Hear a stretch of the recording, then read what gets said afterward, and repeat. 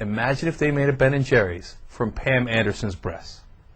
I used to look up to Anna Kasparian. I thought she was a strong woman. It turns out she's a very weak woman and a very sick woman. I am so disappointed in you, Anna. I'd like to begin the entertainment segment by asking you to identify the camel toe. I'm off the kids, if they've never seen a giant. She's not a journalist. They've scrubbed all their camel toe videos. The issue of grifters is a complicated one.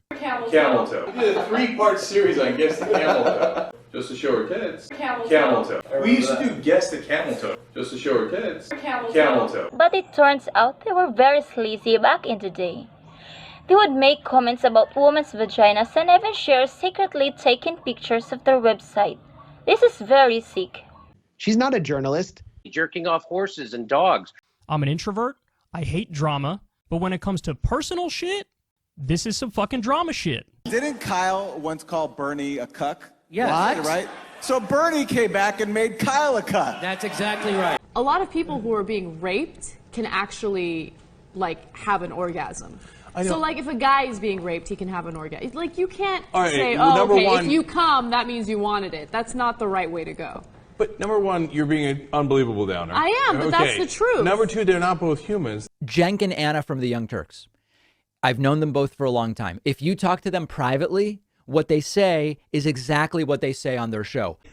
Scarlett Johansson's breast made milk. Okay, maybe that's a... We don't have to agree about everything. It was the case that we covered where there was like a guy or a girl or something that was pleasuring a horse, and the horse came to a conclusion, right? So who got harmed?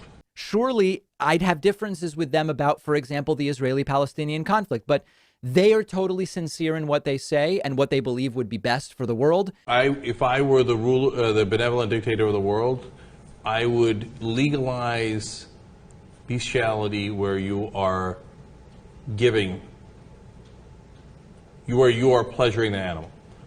You see what I'm saying? Nobody has to guess where I'm at. Everybody knows exactly where I'm at. I'm on the record 1,000 times over. They are totally sincere in what they say, and I am totally sincere in what I say. There is no grift or calculation there. Great. Number three, I mean, if you really ask the horse, did you mind? The answer's got to be, no! Do you see what I'm saying? No! You are all of the perverts you accumulated over the last 10 years. Your fans are made up of perverts. You made your bed and now you have to lie in it. Jerking off horses and dogs. We're talking about people being liars and smear merchants and grifters. So Bernie came back and made Kyle a cuck. That's exactly right. So then the question is the grifting going to tear the left apart? But probably not. First of all, the bestiality, I get it. Some people are into bestiality, right? Is that legal? No, it's not legal. Okay. Because you're taking advantage of the dog. Right. I want to come back to that in a second. Leaders of the progressive movement, more like leaders of a bowel movement, you ought to be ashamed of yourself, Anna. So then I think, is it really dog rape if the dog came, right? Oh, gee. No grift.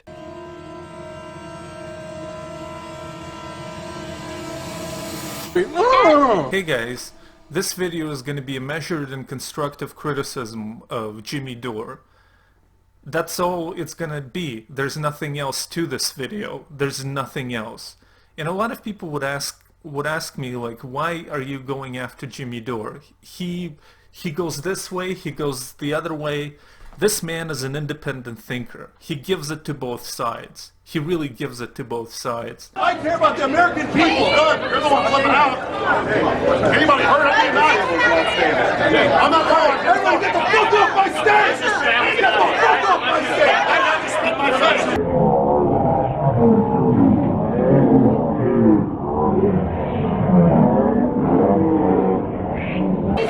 What a fucking cowardly little bitch. Yeah, get the fuck out. And why go after him? Are you just another person, like another lib, another shit lib? Shit lib. If you take the word shit and combine it with the abbreviation of liberal, are you that? And it's like, maybe I am. And it's like, who knows, man? Shit lib. The one thing I know is that when you have something, you just go after it. Whether it's a lady or a topic for a YouTube video, that's just what I do. And I learned that really from my grandfather, first and foremost. A lot of things you learn, are like from old people who are no longer there, because it's like you remember them, and it's like, oh. And basically what he taught me was that the way to approach life, the way to really approach life, is to grab it like two dicks, and then you just kind of go like that. You just kind of... They're getting things. They're getting some representation on committees. It's insider. Fuck off! Fuck you! Fuck off! Right. And I still don't know what that means. I still don't know why he said this to me. I was really too young to hear something like that. But it no longer matters. Everything is in the past. Everything is just, it's just gone. There's some nefarious shit happening over there. I don't know what it is. This video is going to cover a variety of important topics. Of course, we're going to talk about the appearances on Fox News and the Russia probe. You might also know of my other social media endeavors. Facebook group, Knock Knock Hillary, who's there? It's your orange present jumpsuit. And the other group I start, it says, hey Hillary, you know where you can put your private server? It's the big house, a lot of space there. The Russia probe and the Syrian chemical attacks, but we have to begin with where the action is. And that's of course the allegation against Jimmy Dore of sexual harassment by Anna Kasparian. That's her name. I almost blanked out on her name, but it's Anna Kasparian. You know, Anna's just a disgusting person. She's just a garbage person. If you want to see what a narcissistic personality disorder looks like, watch Anna Kasparian. This whole episode started when Cenk Uygur decided to write a tweet. It was time to write a tweet. And unfortunately, it wasn't about fucking horses. So the tweet goes, Israelis and Palestinians kill each other over which sky god they pretend to speak to, and it's politically incorrect to point out there is no human god, let alone one that favors Jews or Muslims. All this violence over the equivalent of which character they like better in the MCU. So this tweet sounded like it was written by a 16-year-old kid somewhere in the Midwest who just found a YouTube video of Christopher Hitchens debating somebody and watched 20 minutes of it and then decided to shoot this baby off. In relation to this tweet, a large number of people actually responded to it as if Cenk Uygur was a serious person. Did you see Anna Kasparian come out against the homeless? Hey guys, when it's time to take a poop, when nature calls, do you use your left hand like some folks do in other countries? Or do you use toilet paper?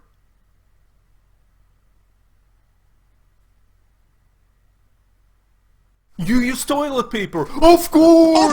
Of course! Of course! You don't want to have duty on your left hand! Of course! Of course! One of the people who responded to Cenk's tweet was Aaron Mate, who appears a lot on Jimmy Dore's show, and I thought his tweet was pretty tame and vanilla, and I suppose somewhat funny given the circumstances. And yet, he got a very nasty response. Everyone cares what Aaron Mate has to say, right? The guy who denies that Syrian children were killed with chemical attacks. Yeah. And fuck gets Aaron paid by Mate. the... Yeah, fuck you. Anyway, let's move on. Let's end the freaking pod. I can't. Okay, see, that's what happened. I can't stand that guy, and I can't stand the very intentional disinformation they put out there in regard to disgusting dictators around the world. The very people they seem to be working for, to be quite honest with you. Let's move on. All right, we're done. Disgusting. Absolutely disgusting. But if Aaron Mate feels really warm in his Russian blanket, he's like, oh, but the Russian government favors me. He should be super proud of that. Way to go, Aaron. You did it. Okay. Yeah. And fuck Aaron Mate. Yeah, fuck you. Fuck you, Aaron Mate. Why don't you go ahead and eat a bag of dicks, Mate? What a douche. Why don't you nuzzle up and cuddle behind your Russian Spetsnaz FSB blanket, Mate, and stroke a little to Khaleesi? fucking loser. So my friends, if there is any Jimmy Dore fans actually watching this, I'd like to say that no, this channel does not approve of this blatant Russophobia and the liberal shitlib spreading of accusations. Well, actually, it is character assassination to say that somebody works for a foreign government when one can only assume they have no evidence of that. And in the real world, that like this did become normal during the Russia probe, etc. To just, you know, Russia only works with a select few. I cherish and keep with great pleasure all your souvenirs, all the presents. Ну, я очень надеюсь, что наши личные отношения сохранятся и продолжатся. And I do hope that our personal relations are going to be preserved as well and going to develop. Never ever falter, never. Everything is good. You know, we'll talk later about the world, but for now I'm just honored to be here and so happy to see him again. That's all.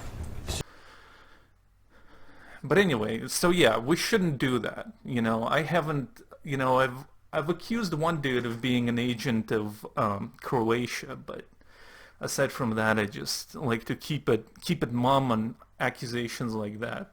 So I do condemn it, you know, and if TYT wasn't a children's show, it you know, could have some consequences. The next thing she's going to do is accuse Aaron of sexually harassing her. Because that's what she's going to try to do to me now. Well, watch this. She did this to me. She sent a DM to me last night. The last DM she sent me was April 14, 2016. Watching you guys kick ass right now. That was her last DM to me. But here's how she's trying to threaten me. Big mistake on her part. She says, I'm sure you remember when you constantly made inappropriate comments about how sexy you found me at work and even felt the need to ask me where I shop for my jeans so you can buy a pair for your wife so she dresses better. Thank you. That was followed by an apology card you wrote me for the degrading harassment. I've been holding back, letting you run your mouth nonstop as if you're some sort of warrior for what's good in the world. That's going to change. So now she's, instead of saying I'm paid by the Russians or saying I'm working for Assad, she's now going to try to pretend I sexually harassed her when I was at the Young Turks. So, admittedly, this text here is very short on details. Thankfully, Jimmy really went on a counteroffensive, like a preemptive strike where, for some reason, he decided to reveal himself as a total creep. I did ask her about, I want to buy a pair of jeans like that for my wife. Apparently that's offensive to her. I don't know if you ever watched The Young Turks, but all they talk about in the second hour when I used to be there was the most outrageous sex stories in the world. So, and you know, I mean, I don't want to have to tell you that Cenk literally sat next to Anna and said if he was in government, he would make it legal for people to have sex with animals. People have sex with animals. People have sex with animals.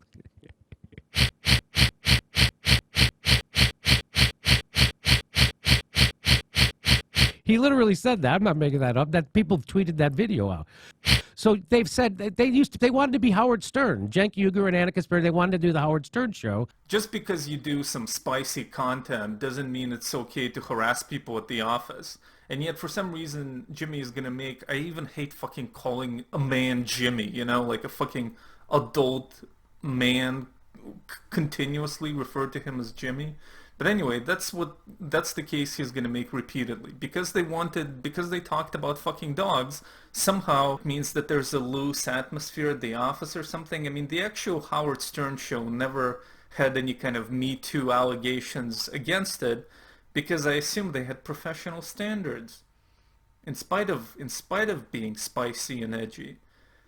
You know, if Cenk caught Jimmy jacking off a dog in the bathroom and would fire him for that, that would be a huge act of hypocrisy because his philosophy on that was made clear. I can't get into it. I mean, look at it, right?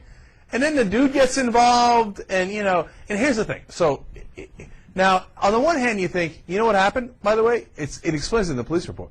The dogs would ejaculate. Okay, they would arrive. Let's put it that way, right? So then I think, is it really dog rape if the dog came, right? Oh, gee. So we're calling out her journalism and her McCarthyite smears, and this is how she responds.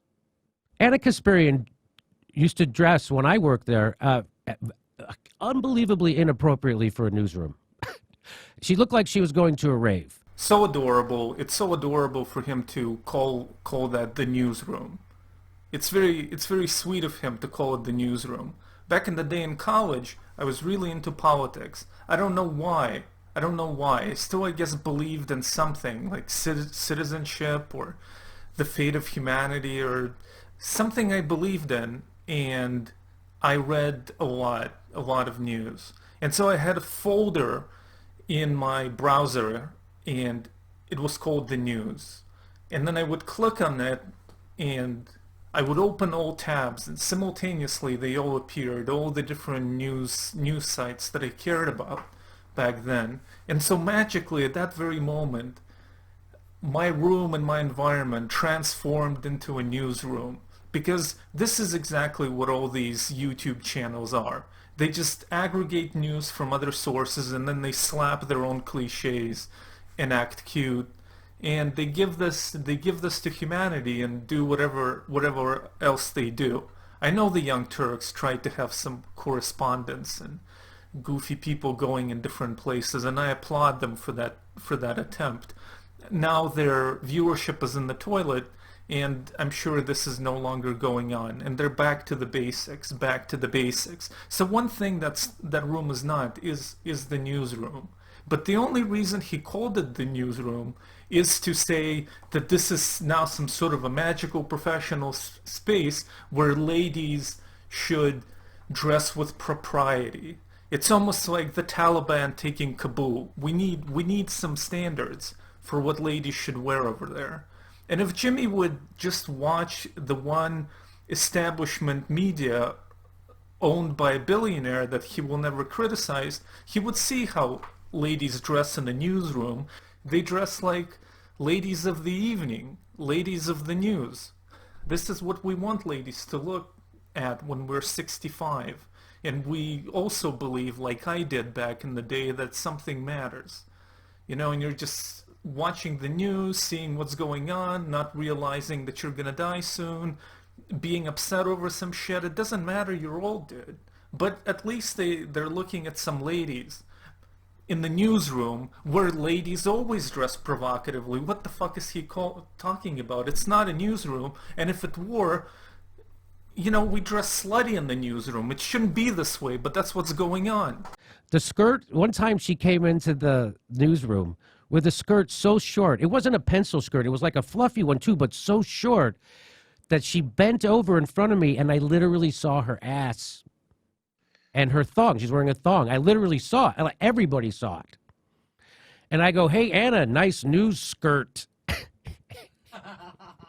And everybody laughed. Like they laughed louder than I thought they would. Don't mind these psychotic yelps in the background. Actually, Jimmy keeps a shit-lib gimp in his garage, so that's what's making all the noise. Shit lib. Shit lib. Shit lib. Shit lib. Well, Trump happened and he became a regular shit lib. "Hey, Anna, nice news skirt." And everybody laughed. Like they laughed louder than I thought they would. And so it humiliated her. She got humiliated in the middle of the newsroom. And I did it. And I felt bad. At that time, we were friendly. And I was just busting her balls, right, for dressing like that in a newsroom. And in a newsroom. You're going to bend over and show me your ass? I think that's a little... I'm not offended, but I think that's a little risque. Imagine if I did that. If I walked around showing my ass to everybody. Showing my ass to everybody. A lot of great scientists really put things together in their mind. Like they do thought experiments, right? Like probably your thought experiment is to connect your cousin's head with another lady, and that's why you're a sick fuck, dude. This is not what we're referring to here. But we kind of are. But like Albert Einstein, he really put that shit together. Like quantum mechanics, he disapproved of. So there must have been like some shit going on, like dice being thrown around randomly, and that shouldn't have happened. And he said, fuck this, quantum mechanics. So let's do something similar here. Now, imagine a garment on a lady. Let's see. You see, I'm a moron myself. I'm a complete idiot. I don't know what... But let's say this was a lady, and believe me, it doesn't please me to do these types of thought experiments, which actually I need my hand to illustrate. But let's say the garment was right around here, and the lady is bending over, and now, you know, her booty is showing. Anyway, you see, think about the length of this skirt that he's referring to where she bent over and he happened to be looking, and he saw her ass. Like, you know, this man is clearly talking about, like, you know, the flesh, like he saw it. How short would that skirt have to be for that to actually happen? Anna Kasparian would need to be wearing a stripper skirt. That's the only thing. Now, a stripper skirt is not a regular garment. It is a garment that is specifically designed for that one motion, for a lady to bend over and for a gentleman to see her ass. Anything else just doesn't serve that function. It would be ludicrous to wear a stripper skirt to the Young Turks. To completely just wear a stripper skirt to where you bent over and Jimmy Dore makes a comment like that, nice new skirt. Like, what the fuck does that even mean?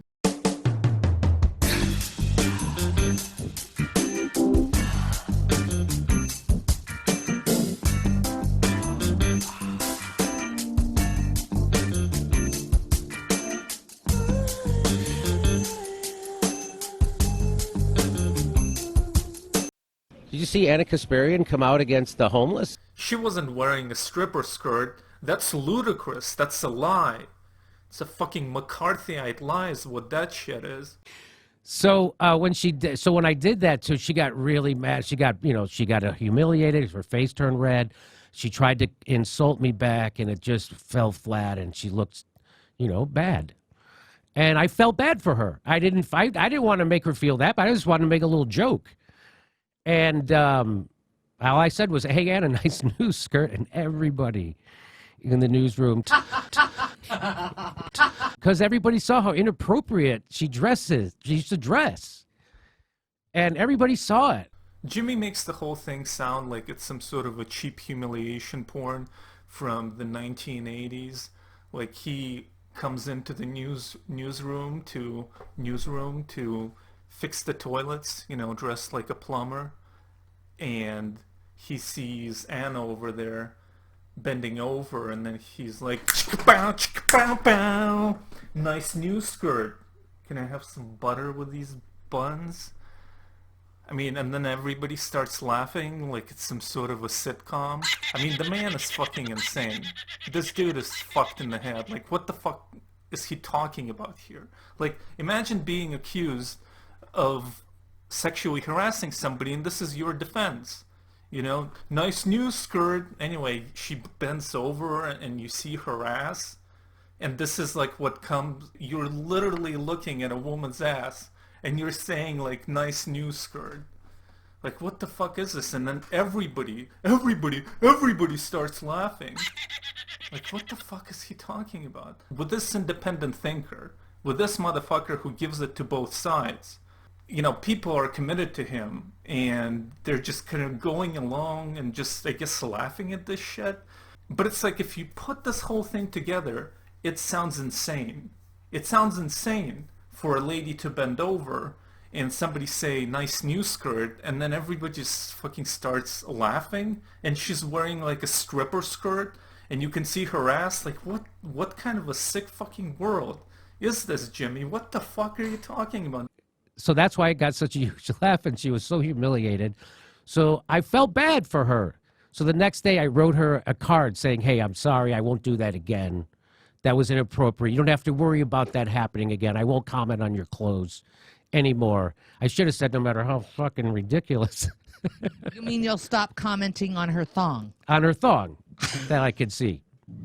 So this is how low they're stooping now, Max, is she's gonna try and gin up some kind of bullshit like this, some kind of hashtag Me Too against me. Max, where would you like to take the conversation? Yeah, this isn't really where I thought the conversation was going to go. I don't have the same history with these people, so. I have no problem with Anna Kasparian's style of dress. Let's talk to we don't have a dress code at the Gray Zone. People can show up however they want. I do have a problem with this campaign of McCarthyite lies. So she's literally, I'm going to fucking hashtag Me Too you because of what you're saying about my journalist. That's not how it's supposed to work. But good luck.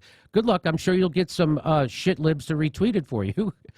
As I was walking into the studio, because my students were supposed to watch the show, it was their final assignment, watch the show, and there was a written assignment related to the show. And as I was walking in with them, that was when he made the comment, and he didn't make a comment about a news skirt. He made a comment about how sexy my legs were in front of my students.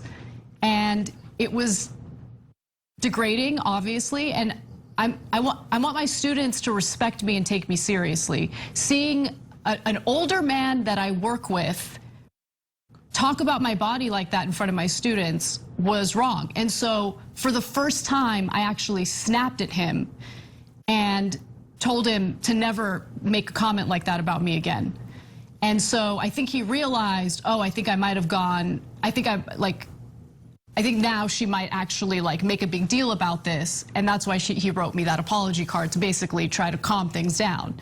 But I mean, comments continued after that. Like, that's who he was, and he was, you know, he pretends as if he's like a fighter for progressive values. I heard the way that he spoke to producers here. He is anything but the so-called leftist that he tries to present himself to be. I tend to believe her more than the story of bending over with a stripper skirt. You see the whole ass. You say, is that a new skirt? Everybody laughs like it's an episode of Frasier or something. Yes, I tend to believe her story more. I guess we can all agree to disagree about credibility of Jimmy Dore, except that I was doing research for this video, and by research I mean just having the misfortune of Googling Jimmy Dore over and over again, and one thing that came up was that episode from 2016 that hopefully you have forgotten. But back then, during the Republican convention, Alex Jones stormed the set of The Young Turks. All right, we're back on the Young Turks. Obviously, a little bit of commotion here as Alex Jones and a guy significantly worse than him entered the stage here. Come sit in your lap. Oh, How's Jesus it going? Christ. Hey, Alex Jones, how you Good to doing? see you, man. You're looking sexy. All right. Hey, you like all our Hillary for President shirts everywhere? No, I kind of despise it. See me. I'm not. All right, guys. Okay. Here, Look at this. let me I see. got a new shirt for you right here. It's rape. It's Bill Clinton that says rape. Oh God, hide that immediately. Hey man, nobody watches you. We know nobody watches you. You need the Saudi ratings. Arabians aren't funny enough. Your little jihad. Hey, first of all, let me explain something, all right? Okay, this is bullshit. Okay, hold on.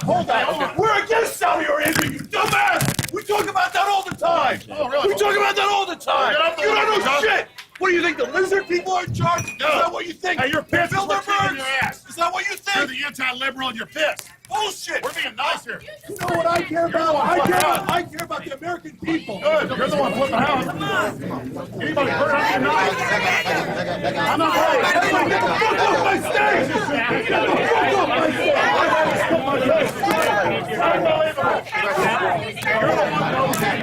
And I really didn't want to think about that or give a shit about that. It's even depressing to think about my life back in 2016 compared to now, which is nothing has changed, man.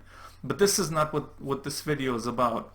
So it turns out that during these times, Jimmy Dore was there, and he spat in the face of Alex Jones. He didn't just spit his saliva, but he actually took a big gulp and spat into his face.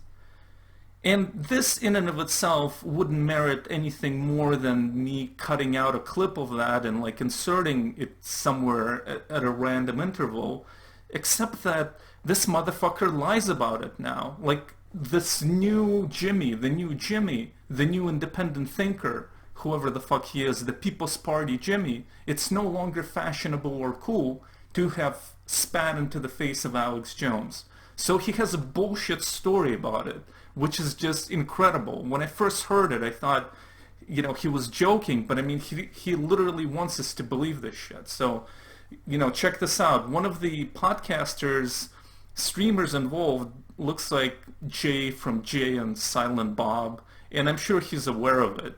I'm sure there's nothing new to what I'm saying, but... That reminds me, Jimmy, one other thing I have to ask you about is one of my favorite moments of all time on the internet is when you spit in Alex Jones' face. A legendary moment. The moment Jimmy Dore became an internet legend. Yeah. Do you remember that?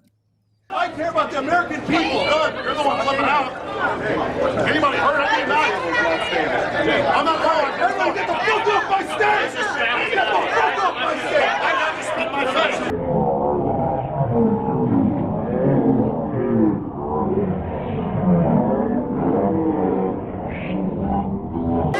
What the fuck? What a fucking cowardly little bitch. Yeah, get the fuck out. I'm gonna spin you. I don't really remember that. I just remember Alex Jones showing up on the set, and instead of Cenk Uygur telling, hey, let's turn off the cameras and we'll come back when Alex leaves, he decided to start screaming like a maniac and try to start a fist fight with him. It was hilarious. And like a fucking maniac. Yeah. What are you doing? What are you gonna get in a shouting match on your fucking newsroom with some guy who crashed it? You turn off the cameras, and so it wasn't. So I went and got the security person. Oh, I really? did. Nobody else did. There's got to be 1,000 people on that stage with cameras, and you couldn't get through. I went and I grabbed a security person, and I said, "Could you come help someone crash our stage?" And it was one person. They couldn't do anything. And so when I got up close enough to Alex Jones, and he's hilarious, and I had just taken a swig of iced tea, and he said that, hey, I'm just trying to be nice. And if you check the video, that is exactly what he says. He goes, hey, I'm just trying to be nice. And it was so funny. I just accidentally, it was a spit take, and that's what happened. So, but anyway. I remember people got so say, mad about why that. did you run away? Why did you run away like a little bitch, they say. I go, because I don't know if you've seen Alex Jones. He will fucking crush me. That's why I ran away. I'm not a fucking moron. Again, man, all of us lie at one point in our lives or another. We've all have lied. We've told plenty of lies. And I think for most decent people, it's just like lies of omission for the most part. But when I was listening to that, watching that, I couldn't believe it. But he expects us to take that seriously, that he came next to Alex Jones with some iced tea in the middle of all of this, and then Alex Jones said something funny, I'm just trying to be a nice guy or something, and he spat in his face accidentally and then ran away. This is absurd. This makes like the whole stripper skirt story sound like War and Peace. Like this bullshit lie. I mean, everything's on tape, but they don't Google people who like independent thinker Jimmy Dore. They don't Google and see like what kind of random shit he says, what McCarthyite lies that go on here. The other thing I want to mention is Jimmy, the comedian, the edgy comedian, for some reason has taken a lot of issue with Cenk Uygur's comments about fucking dogs and fucking horses. And I want to stand firmly in defense of that as far as leftist content. This Cenk Uygur and Anna Kasparian talking about fucking dogs and her disgust, it's the best thing I've seen off of leftist YouTube. I can honestly tell you that these are the only videos that have ever emerged from leftist YouTube that really speak to me, and that I don't notice I don't start watching the ticker, if you like. I'm surprised when they end because I have been so immersed in them. This is better than Pac-Man or whatever, the Majority Report. I don't even Kuklinski, whatever, any of that shit. Like, give me, I will be a subscribing member to them if they just continue in this vein for members only. That is the only thing. It's so fun, and, you know, I guess whatever, fuck it. I guess it's kind of, hearing her disgust is kind of hot, I guess. Maybe this is the wrong place to bring this up. Number two, they're not both humans. Number three, I mean, if you really asked the horse, did you mind? The answer's got to be, no!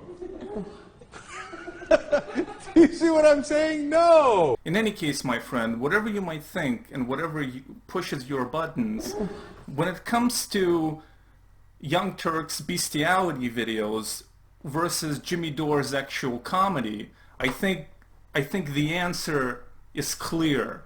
Yeah, also just one thing, like there are so many Jimmy haters. I dare all of them to sit in the fucking audience of his show and not laugh their fucking ass off, because the one thing you cannot take from Jimmy Dore is the fact that that dude's a fucking hilarious comedian. I mean, he might be one of the funniest comedians I know. Like, I know Jimmy doesn't fuck with the Vanguard anymore, and we had that whole thing that went down, but like, he's so fucking funny, dude. Doing a show last night, and afterwards this couple came up, and they asked me to sign a CD, and they were real nice. And I was like, hey, what do you guys do for fun around here besides the comedy? And they go, we're swingers. I was like, you mean...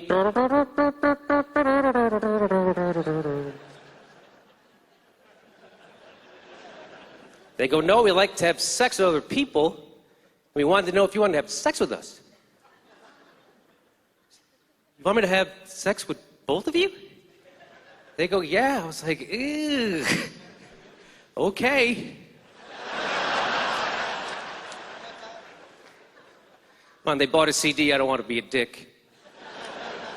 And they're nice guys. The point is,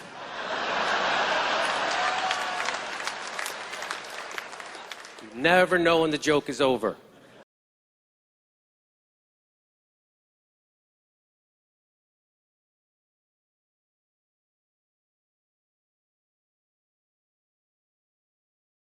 Hi, everybody, I'm Jimmy Dore from The Jimmy Dore Show, and I'm here to tell you about why I joined the Young Turks. It was because I was already a fan of the Young Turks, because I was interested in the news, and Cenk Uygur and the Young Turks, they were giving it to me straight. My friends, I've done the impossible. I've scrolled down the list of Jimmy Dore's videos going back a year, and basically haven't found any criticism of Trump. And if you even narrow it down to just Republicans as a whole, there's basically nothing. Like, there's one where Mitch McConnell is criticized with Chuck Schumer, and the only Republicans that you see him criticizing based on thumbnails is, of course, going to be from, like, the Bush administration, who nobody really gives a shit about anymore. I did find one criticism of Trump, and it was in a video about Jeffrey Epstein, and it of course also included Bill Clinton. But he did throw in Trump in there. So effectively, if you were to go just by the thumbnails, there would be no difference between him and like Ben Shapiro or something. There just would be no difference. And it's like, okay, shitlibs are criticizing Trump, and Jimmy Dore doesn't want to criticize Trump. Okay, that's fine, but there's like literally nothing. Shitlib. There's nothing there. No conservative media being criticized. Okay, we're gonna shit on shitlibs. Shitlib. But is there gonna be anything more on this channel? There won't be. And these are the types of things that people use, like the Young Turks and David Pakman and others, to say that Jimmy is a grifter. In Russia, grifting is very easily observed because there were a bunch of people who, before Putin came into power, They were liberals. They were doing, just shit. They were just saying like pro-Western liberal shit.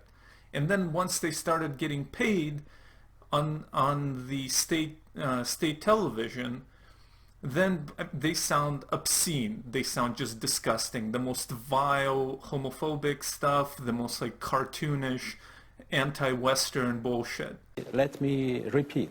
Russia is the only country in the world with the capability to turn America into the radioactive ash. And do I see that in Jimmy? I do. Because they don't even have to pay him here. He just gets to appear on Tucker Carlson a couple of times, and there's no criticism of Fox News. There's going to be no criticism of Fox News and Jimmy Dore's channel. And again, I'm a shitlib, whatever, shitlib. Shitlib. It's not about criticizing Fox News constantly. Nobody's asking you to become the Daily Show. It's just that you're not going to touch them. But that doesn't mean that Jimmy is a grifter, fundamentally. I don't believe that he's a grifter as in he has these secret right-wing beliefs that he's covering up. I think that he's just a bitter fuck. Like, sometimes things are very simple. Like, he pretends to be this dude in his basement smoking weed, but he's actually, if you watch his videos, he's very, very bitter and angry. He's just a bitter asshole. The Blue Dogs. Guess who won't do it this time? The progressives. So this is I tweeted positively about your campaign because I like that you're saying they need to ask for things. And one of the things, AOC responded to me and said, actually, we have asked for things, and we're not being public with what we're asking for. But it's a secret. It's a secret what they're asking for. It's a secret. But it's not. I mean, I know some of the. I mean, AOC is not the lead negotiator. That would be Pramila Jayapal. And like they are asking for things. But I think, and they're getting things. They're getting some representation on committees. It's insider. Fuck off. Fuck you. Fuck off. Go fuck yourself with your fucking committee, fuckface. You fucking egghead nerd. I don't give a fuck about your committee shit. Nobody voted for her for a fucking committee. Why don't you stop saying that stupid shit? No, That's directed at Matt, not at Jayapal. Fucking Matt. I have a point here. Yeah, you fucking bet you do. It's called a Poindexter. That's a fucking stupid thing to say. Okay. The point. This is a space of healing. And I had a point. And then I forgot it. I feel that I can say this because I love Matt, and he's valuable, and he knows that. Yeah, we just got to knock him upside the head a little bit. And I hope he knows I'm saying this all with you get to yell at me too. I hope he understands I mean this all with a comedic undertone. No, I get it. I think really that it's kind of like you would meet like a long-haired dude, skinny, who's wearing like Grateful Dead t-shirts all the time, and you think like he would be chill and nice. But if you start talking to him, you'll hear how his former wife is a cunt and stuff like that, and you're like, whoa. And that's what's going on with the Jimmy, I believe. I don't think there's any need for any greater psychoanalysis. Like it's just more fun to criticize these people on the left. It's just more gratifying and personal and delicious to be the righteous one, the essence of the left. We're critiquing the horrible coverage of lefty independent news, which we're finding out it's not. So now we're going to turn our focus on Democracy Now! Because Aaron Mate used to work there at Democracy Now! And his heart has been broken like the rest of ours over Amy Goodman's Democracy Now! And here we go. Can you hear that? I can hear that. And this is Stuart Stevens, who's a member of the Lincoln Project. Oh, okay. Look, I think that George Bush believed very passionately in an idea of compassionate conservatism. I know he did. I saw it. I saw it in a million slaughtered Iraqis. I saw it in their. I saw it in their bodies all over the place. I saw it in the torture program. I saw it in what in the F?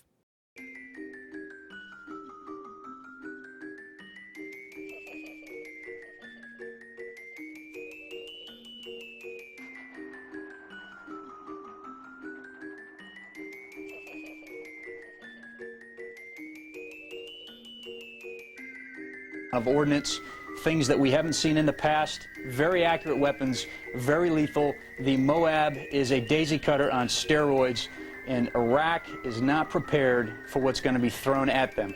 A relentless bombing campaign to start it out with literally thousands of targets that have already been identified. Then a move from the north to the south and eventually surrounding the city of Baghdad. The deadline is now. 48 hours ago, President George W. Bush gave Iraqi leader Saddam Hussein an ultimatum. Leave Iraq with your sons or face military conflict. Now at 8 p.m. in Washington, 4 a.m. in Baghdad, time has expired. Saddam Hussein says the administration has made his final mistake. War is imminent. The United States, the United Kingdom, and the coalition of the willing plan to disarm Iraq and cause regime change in its capital. It is a conflict set to begin at the time of the coalition's choosing. Saddam Hussein is deemed by the White House a threat to American national security, a brutal, murderous dictator, and a menace to the world. It is the hope of the administration and the goal of the war planners that disarmament and regime change be accomplished as swiftly as practical with as little loss of life as possible. But in conflict, Americans, they warn, will die. Some number of our sons and daughters, our brothers and sisters, will give their lives for the cause of freedom. At home, with history as our guide and peace our prayer, we, the citizens of this nation, will no doubt rally round those putting willingly themselves in harm's way. The O'Reilly Factor is next. I'm Shepard Smith in New York. With the nation on high alert and our armed forces prepared for war, stay brave, stay aware, and stay with Fox.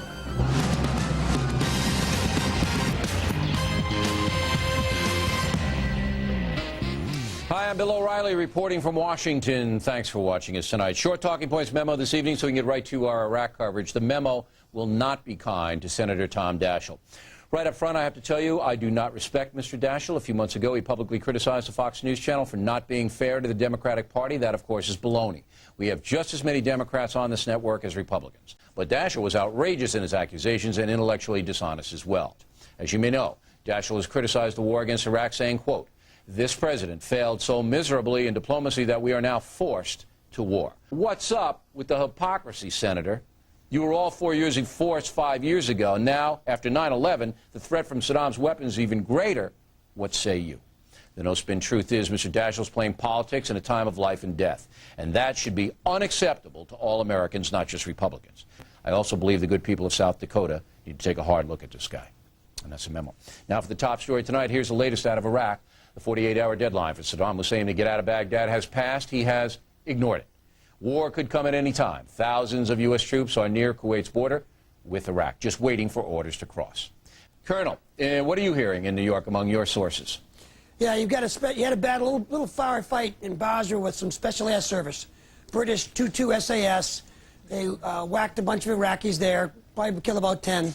Isn't it better for the U.S. to maybe hold back for a day and just spook the Iraqis like crazy when it launches, all right? It's going to be simultaneous, correct?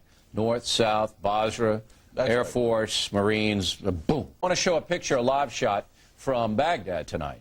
And not a lot of parties going on there, okay? The Associated Press reporting the city is a ghost town, that most people, it's a city of 5 million, most of the citizens of Baghdad have gotten out of Dodge. They're gone. The orders have been kill Saddam or capture him? Capture or kill. They really want to try him for war crimes. Do they really? Where? In The Hague? In the Unresolved Problem segment tonight, we have had an interesting discussion on the Radio Factor today about freedom and the abuse of it. I submit to you this evening that any American who commits civil disobedience in this time of war and terror is putting other Americans in danger. Freedom of speech is fine. Breaking the law in this intense time is not. America has a long tradition of dissent during war, and that's true.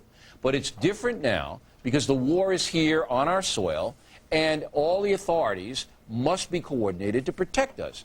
We don't need, and I believe it is morally wrong, for these protesters to divert those people away from protecting us. Professor, I believe it is morally wrong. That right is firmly entrenched in American history, all right, from Henry David Thoreau in 1848 up to now. I'm not going to argue with you. It is morally wrong for them to do it. They should be condemned by Americans and shunned. They have a right to demonstrate. Yeah, on their property, not breaking the law. No, they have a right to no, protest they don't. publicly. And I'll tell you what, if I were a prosecutor, I'd charge them with multiple felonies. I'd make their life a living hell. Hey, Professor, we appreciate your point of view. Very lively debate. Thank you. Next on the rundown, the most controversial story of the evening, if you can believe it, are some networks biased against the USA vis-a-vis Iraq. We'll name names. We'll debate it in a moment. Finally, tonight to mail tons of it about the Pope.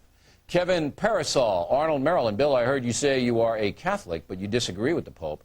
I know Saddam is a bad person who kills his citizens, but you should know that what counts is the afterlife. Saying bad things about the Pope will only hurt you in the afterlife. Well, Mr. Parasol, allowing innocent people to be killed is not going to do you too much good in the afterlife either, if you get my drift. Bill, it seems to me, for all the time you spend pontificating, perhaps a little humility might draw you closer to the truth. The Pope himself has not called this an unjust war. Well, I'm going to say, Barry, the Pope calls the war immoral, okay? Tom Rona, Barnegat, New Jersey. Bill, why do you bother going to Mass? If you don't believe the Holy Father is infallible, you are not a Catholic. Mr. Verona, you are so misguided. The Pope is only infallible when he speaks on the issues of faith and morals, not public policy. Beautiful spring day here in Washington, and that means you need Factor Gear. It also means you need a paperback copy of The No Spin Zone, which is in your bookstore right now or on the website, Amazon and Barnes & Noble. Now, why do you need a paperback copy of The No Spin Zone on a nice spring day? I haven't figured that out yet, but I will. Also, please email us with pithy comments. O'Reilly at FoxNews.com. O'Reilly at FoxNews.com.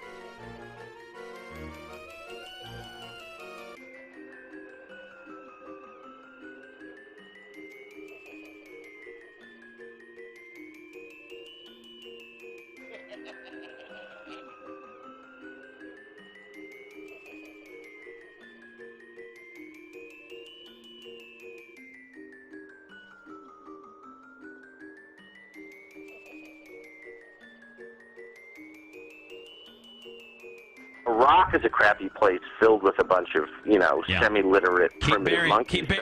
But I just have zero sympathy for them or their culture. And the way they treat women. I agree with you. Their culture is, but you're in their homeland, and you're over there as an American who they hate, and they want nothing more than the Americans off of their soil. So they're not going to play games. Secondly, they can just shut the fuck up and obey, is my view. How could you salvage Iraq at this point? I don't, it's beyond our control.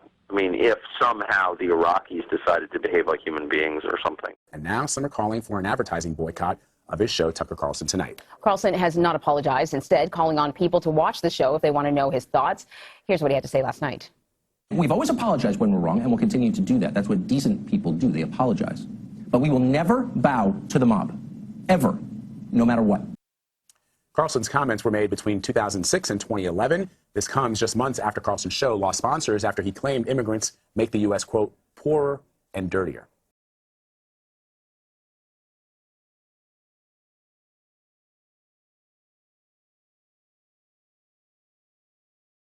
And then now, in the Trump era, they bring on this former Bush campaign guy to praise George Bush's compassionate conservatism, and they don't push back on him, and into promoting the most vile worldviews that they used to once expose. Iraq is a crappy place filled with a bunch of, semi-literate primitive monkeys. But I just have zero sympathy for them or their culture. It's crazy, and of course, it's not just with Trump and Russia. They also did that with Syria, too. Their coverage on Syria has been just awful. Yeah, there's no way. And so there's no way that's just there's no way that's just they're just getting it wrong, and somehow I'm getting it right, Aaron. That's just not possible. It's not possible that me, literally a nightclub comedian who does spend most of the day high, is getting those stories perfectly correct, and they're unbelievably screwing them up like the National Enquirer. That's how bad they're getting these fucking things wrong. And you're saying they just got duped? Somehow I'm smarter than everybody at Democracy Now? Get the fuck out of here. There's some nefarious shit happening over there. I don't know what it is, but if you really, that's their defense? We're dumber than Jimmy Dore? Not dumber, but you have better critical thinking skills and more integrity. That's just what it is. All right. Well, there's some nefarious shit going on over there. We know that for sure. There's no other explanation for another media outlet having opinions and covering things different from Jimmy. There's some nefarious shit going on. Now, we don't know what it is. It could be the Rothschilds, it could be the Koch brothers, it could be the NSA or the CIA. Who knows who it is trying to take over this piece of media that only retired lefties watch. Who else could it be? There has to be something going on. There's an interesting horseshoe theory going on here with Jimmy, because on the one end of the horseshoe is the establishment media obsessing over the Russia probe and accusing different people like Mate of being Russian agents. Russia, Moscow, Russian, pro-Russian, the Russians, Russia, communism, Russia, assault by Russia, Russia. Putin despises the West in general and the United States in particular, the Soviet Empire, Russia. And then we go from that, and then, then we start making our own accusations. I thought we were against McCarthyite lies with no evidence. I thought it could be possible to conceive how another lefty outlet could have different approaches to the Russia probe or to Syria. And so now we're going to see something that most viewers of Jimmy Dore aren't going to see, and that's the actual context as to why a Republican strategist would appear on Democracy Now! There's some nefarious shit happening over there. I don't know what it is. Stuart Stevens is a longtime Republican political consultant who worked as a strategist for 5 Republican presidential campaigns, including Bob Dole, George W. Bush, and Mitt Romney, as well as senators, congressmen, and governors. Politico calls him one of the most successful political operatives of his generation. Stevens did not support Donald Trump as the Republican candidate in 2016. His new book is out this month. It's titled, "It Was All a Lie: How the Republican Party Became Donald Trump."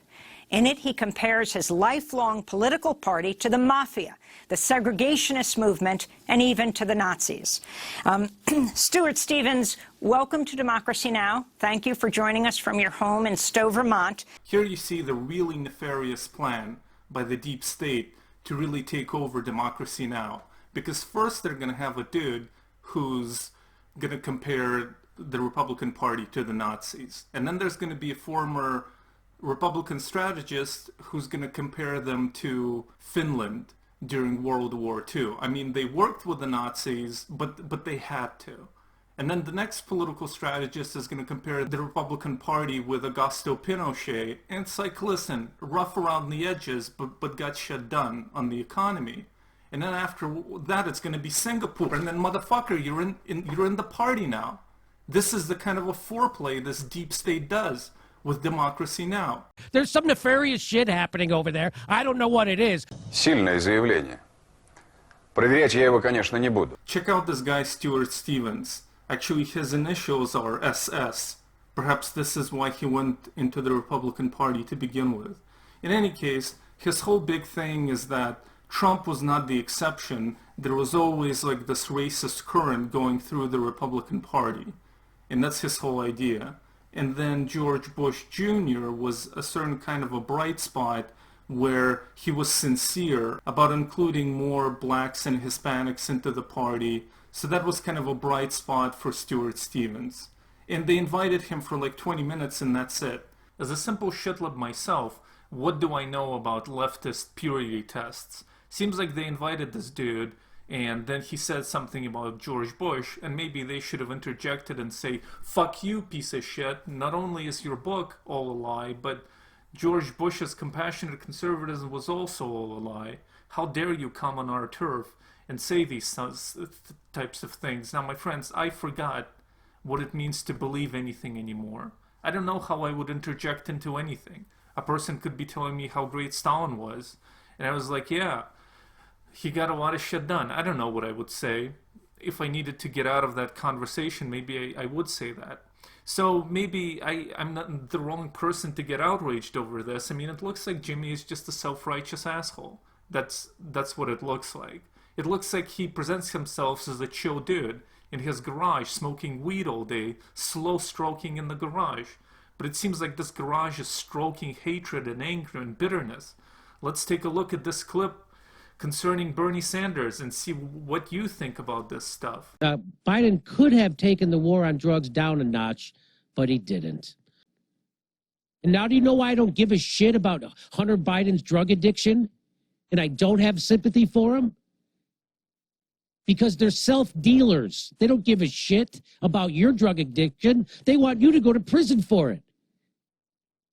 But not Hunter Biden, but everybody else has to go to prison. That's according to Joe Biden. So fuck Hunter Biden and fuck Joe Biden. And their addictions. They should be in prison. And let's be honest, Joe Biden's never seen a war he didn't like or want to ramp up. Where's Bernie on this? Silent, taking orders from the corporatist warmonger like he's fucking always has. Where's your movement, Bernie? Where's this movement? Where is it? Asked about the majority's leaders' proposal. I've done more without a movement than he has with it. Where was your push for Medicare for all, Bernie? I did one in December. Where was yours? You never did one. Well, there goes Jimmy again. He's just that lovable pot smoker, just smoking weed in his garage, ranting around, sounding like he's quoting from Mein Kampf. I mean, what the fuck are you talking about, Jimmy, dude? Like, Bernie took the party way to the left from where it was before. Your Medicare for all push, it presupposes Bernie's, like, introducing this idea into the mainstream. Like, where would your push be if it wasn't for Bernie Sanders? Where the fuck would it come from? Douchebag. He just established the standard on which you can now be a little parasite and proclaim your self-righteousness on. Go fuck yourself with your fucking committee, fuckface. You fucking egghead nerd. I don't give a fuck about your committee shit. Nobody voted for her for a fucking committee. Why don't you stop saying that stupid shit? Whatever's going on with Bernie, there's never been another person in modern American history who has just slammed a new level of leftishness into a party. I mean, you'd have to go back to Ronald Reagan to kind of recall such a massive injection of moving to one side or the other. Dude, Jimmy, you gotta chill out. You gotta get like fucking different weed or something, or huff glue or try edibles. You're so tense. It really rubs off on people, seemingly. It rubs off on people. Just fucking relax, man. Just fucking chill out, dude. It's like Democracy Now it's Bernie. What the fuck is going on over there, dude? Like, Bernie, of all people, you're going after. You always took money from warmongers? What the fuck are you talking about, dude? You gotta chill out. You gotta relax, man. You're kind of making everybody tense with this shit. What the fuck, man? I'm still I don't know how I'm gonna relax myself out of this. Jimmy's really a self-righteous asshole. He's just a bitter fuck. Imagine being a comedian and then really having your break to fame come with the Young Turks. Imagine what a bitter little loser you would be in those circumstances. What an annoying little douche. There is an interesting phenomenon of leftist sadomasochism where in order to get away from the shitlibs, from the shitlibs, you need to have that edge. You need to have that, to be that kind of an edgelord to go on Fox News or some other right-wing channel where they're going to be invited and be a groveling, submissive attention whore. Somehow this makes you edgy and cool. In the case of Glenn Greenwald and Jimmy Dore, they almost get some sort of a special treatment. There is a special Fox News glow around them, a special kind of edgelord glow that they get from sucking on Tucker Carlson's balls. And if you see them do it, they're doing it for you, man. They're doing it for the cause. I went on Tucker to talk to the president last night. In observing this phenomenon, you must definitely stay away from becoming the kind of a shitlib douchebag that would point out that by appearing on Fox News, they have effectively imposed a self-censorship on themselves to never criticize that channel. Because, of course, you would be some sort of an asshole to expect a lefty, a self-proclaimed aggressive progressive, whatever the fuck he would call himself, from once in a while. I'm not talking about letting go of such rich targets as Bernie Sanders and Democracy Now! No, just saying, no, once in a while, maybe criticize the channel, maybe criticize Sean Hannity, or Tucker Carlson, or anyone.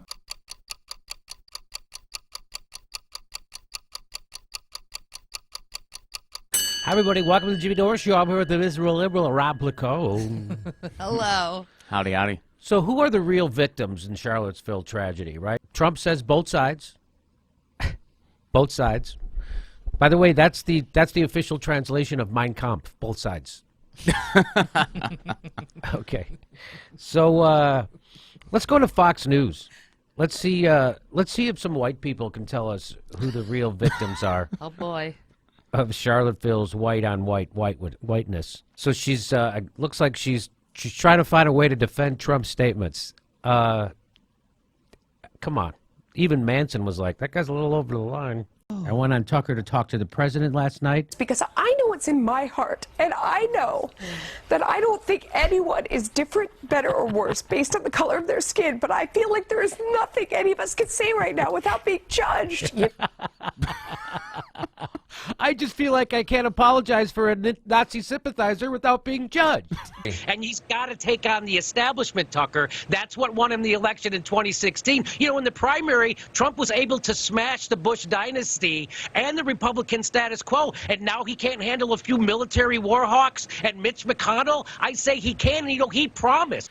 Hey, I just want to stick up for a president who sympathizes with Nazis on national television without being judged. Is that too much to ask?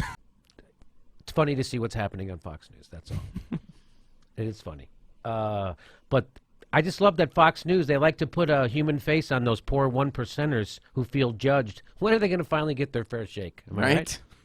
So that's why I go on Tucker Carlson. I know the president watches that show, and he's listening to the wrong people. In fact, when you see Jimmy Dore and Glenn Greenwald on there, they're playing the long game, man.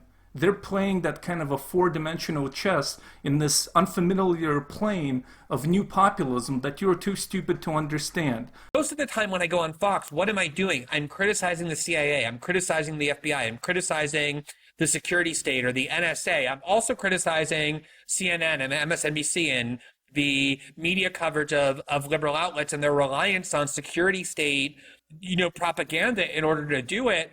And I do think that's important to put in front of right-wing audiences, to get right-wing audiences conditioned to hearing that the CIA and the FBI are deceitful institutions who are there to interfere in American political life to subvert the democratic will. Or like on my Substack page, you know, every single time I talk about the dangers of this new war on terror, every time I link it to the abuses and excesses of the first war on terror and what was done to American Muslims. I've been able to interview, you know, Mohamedou Slahi, who was the Guantanamo detainee who was imprisoned for 15 years in Guantanamo without due process. I was able to interview Yasser Lawadi, a Muslim French civil liberties activist, about the Islamophobia from Emmanuel Macron, and put it in front of my like very heterodox audience, including a lot of right-wing readers who now are receptive to hearing about that because it's presented in a way that ties it to their worldview in a respectful way. And it is much harder work than if I were to just be talking to a liberal audience applauding everything I was saying. But I just think it's more valuable work. And if you want to say, like, look, you sometimes err on the side of being too kind of conciliatory, there are certain things that you should challenge that you don't challenge. I'm sure I make those kind of mistakes. It's actually a difficult balancing act to do, to like not pretend that you're one thing, to continue to uphold your values, but at the same time do it in like the lion's den, in a way that you're not like the clown who's there to fight with the host, but you're trying to build bridges to that sector of American political life so that they're in general open to what you're saying because they respect and trust the fact that you're telling the truth. It is a hard project, and I don't claim to be perfect with it, but that is I think 90% of that. Of course, when the guys tune in to Fox News, who on average are 55 years old, when they tune into Fox News, they're ready for their understanding of the security industrial, military industrial complex to be completely redefined. That's not, that's why they're there. It's not that they're interested in more cheap shots at the Democratic Party and Biden and whoever, just coming from a different novel angle rather than the same right-wing talking points they consistently hear.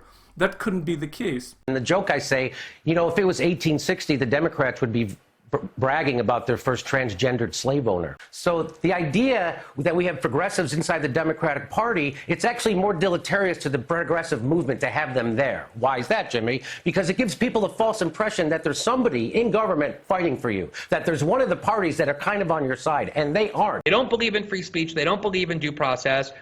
They don't believe in just the standard democratic processes, including the safeguards that our founders put in, including making sure that states that are small and rural have equal representation in the Senate but not the House, so that they don't get they want to change all of that. They want to change all of the rules to ensure that they remain in power forever. It is a genuinely repressive and tyrannical party and a movement that supports it, and it's the reason I've become so violently alienated from it. Of course, these Fox News viewers are going to stick with their current slightly negative opinions of the CIA and the FBI that actually go beyond 50% of approval by conservatives of the CIA and the FBI today.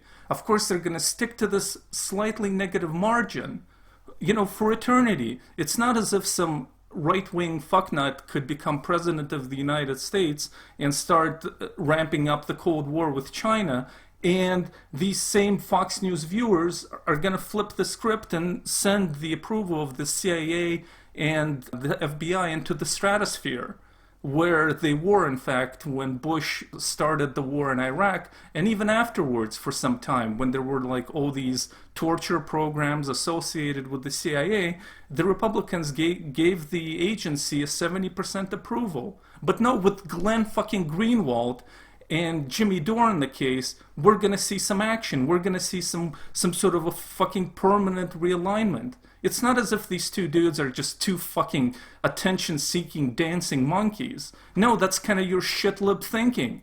Have you watched Democracy Now! Recently? How they fucking sold out? What are you dumb motherfucker? You stupid fucking shitlib? You have to keep your priorities straight.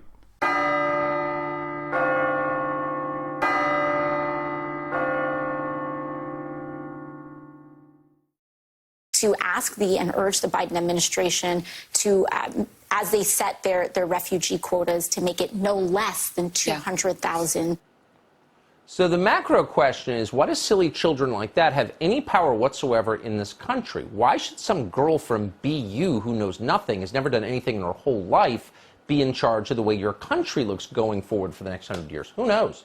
That's democracy as we practice it. But listen carefully to what she's saying. No fewer than 200,000 refugees. Why? Because we're evil and we deserve it. Wait a second. We shouldn't have spent 20 years in Afghanistan, but why did we go there in the first place? Well, because al-Qaeda was using it as a base from which to blow up the World Trade Centers and attack the Pentagon. There was a reason we went there in the first place, even if the occupation, thanks to people like Alexandria Ocasio-Cortez, turned out to be a total disaster. So we don't owe the country anything. They were the staging ground for 9/11. Iraq is a crappy place filled with a bunch of, semi-literate primitive monkeys.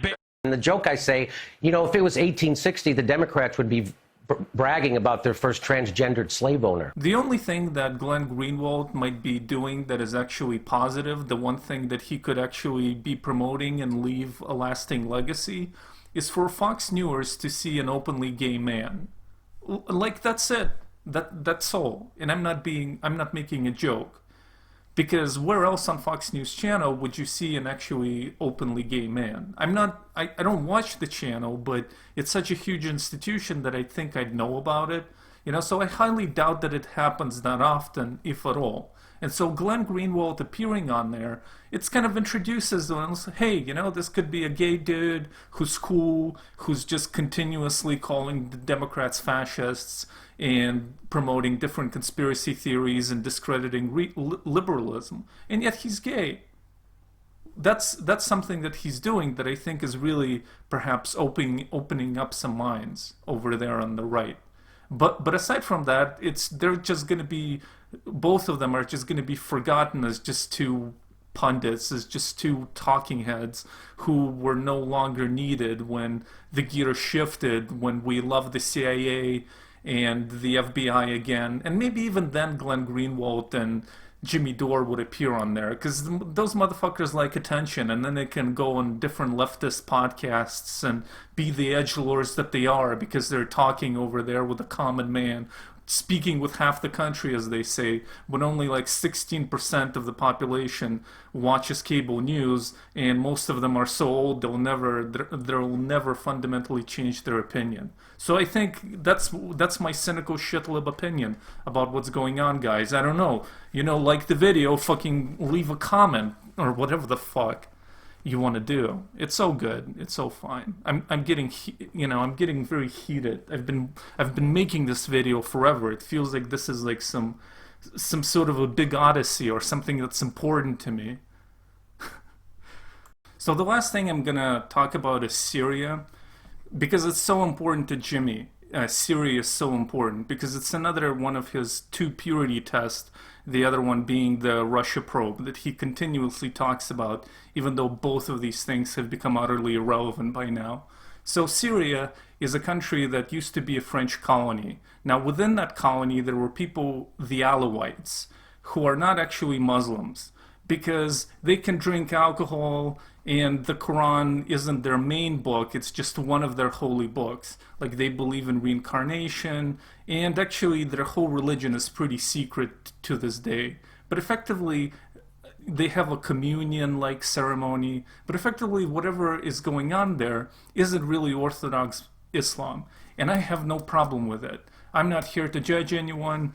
You know, it's like Mormons aren't Christian, but who cares? But effectively, they were elevated during French colonial rule to power. They are 18% of the population. There are other minorities like Christians, but basically over 70% of people are Sunni Muslims.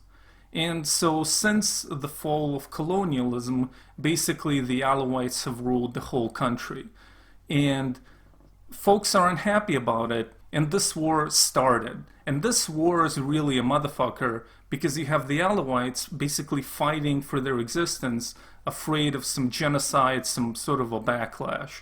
And so according to some estimates, around 1/3 of Alawite men of age to fight war, whatever that actual expression is, they have been killed, right, in that age range. Now that's fucked up. You see the intensity there. On the other hand, from the point of the Alawites, they're trying to keep like 80% of the country subordinate to them.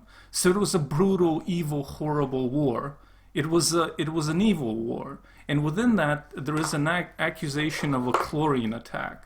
So the mainstream explanation of it is that they were bombing the area with chlorine because it's cheap, and in order to intimidate the population. It was like psychological warfare. But they didn't actually want to lob one into a building, because then you run into the taboo of killing people with chemicals as opposed to killing them in every other which way, which they did. So this accidentally happened, so even they didn't intend for that to happen, because it's a chemical attack. Chlorine is cheap and it's nice to drop to intimidate people, but that's different from actually using it as your war of preference. And so, of course, Jimmy and Aaron Mate don't believe that it happened, and I myself don't want to get into different internet research. But I can tell you some recent news out of Syria. So there are 4 children killed in northwest Syria government shelling, and there are at least 18 civilians killed as Syrian government forces bombard Daraa or whatever. So there are over 500,000 people killed in this war. Millions of people have fled Syria. And so whether this one chemical attack happened or not doesn't take away from the bigger narrative that this was like a borderline genocidal war. They were hammering them into submission. Russian planes were bombing hospitals and so on. I mean, it was just a hideous fucking war. And even now, Syria is denying entry for humanitarian aid into territories that they don't fully control. This is happening right now. This is not a fucking conspiracy. And so whether that particular chlorine attack happened or not, in the big scheme of things, or whether it was a fabrication by the rebels, in a big scheme of things, it really doesn't matter. It doesn't in any way profoundly enlarge American involvement in Syria. Whatever scheming and whatever else was going on in there was consistently going on. And so one of the biggest bullshit narratives I'd like to overturn is this notion from the people who believe that this attack happened when they say Assad has bombed his own people, or from the people who don't believe that the attack has happened, like Jimmy Dore, who would say, can you imagine they accused Assad of bombing his own people? Either way, they're not his fucking people. They're not his people. That's the whole thing of the war, is that you have a ruling minority, a ruling religious minority, kind of proclaiming universal brotherhood, but effectively bombing most of the country into fucking submission. It's sort of like if after World War II, Russia installed a communist Polish government, and it would interject like 20% of the population would be ethnic Russians. And then they would say, we're all fucking Slavs. We're all Slavs. What's the problem? You know, how could these Russians bomb their own Slavic brothers, their own people? It would be utter and complete bullshit. And so for whole, like Aaron Monte and Jimmy Dore, as they often do, like imply that all the opposition to Assad were terrorists, or not mentioning this whole dynamic, this whole religious tribal dynamic between the government and the people, and just sort of presenting everything, all the opposition as being like CIA-backed or terrorists, that's kind of fucking missing the point. I'm not sure what's going to happen with Syria after all this horror. Eventually, this country is either going to face like some sort of a huge ethnic cleansing, or it's going to fall apart. I mean, it's a fucking mess. It's a complete disaster. And if you're a leftist, if you value human life, you should also value this nuance to the whole situation, regardless of this one chlorine attack. I mean, whole fucking cities were bombed, whole neighborhoods were just bombed into oblivion. Millions of people fled. It's a complete meat grinder. And for Jimmy to sit around there with his self-satisfied smirk that he has like the whole world figured out from like fucking democracy now to Syria, he's just an obnoxious asshole. Was the only way to regain East Aleppo, did your commanders or you personally authorize the only way to get rid of Al-Qaeda, ISIS, Daesh, arguably backed by Britain and the United States, the only way to get rid of them was aerial bombardment? We definitely, and we succeeded. In some areas, we captured the area without war. We made negotiations with those groups, and they left that area, and then we entered. But you've seen the pictures, and you presumably say those pictures are true, of the destruction in East Aleppo. Was that really the only way to defeat Al-Qaeda, ISIS-linked groups? Those groups in eastern Aleppo used to bombard the civilians on a daily basis and killed hundreds of thousands of people in Aleppo.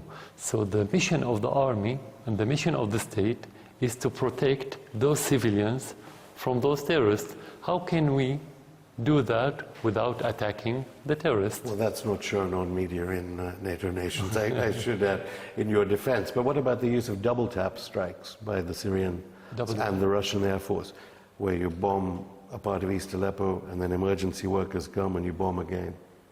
There are a lot of misleading narrative in the West, just to show that the Syrian army is intentionally killing the civilians without no reason, and to show that those that they call them like white helmets or any other hospital which is headquarters for the terrorists. They say that the Syrian army is only attacking the humanitarian facilities in order for the civilians to suffer. Actually, what happened is the opposite, that those civilians fled those areas and came to the government side.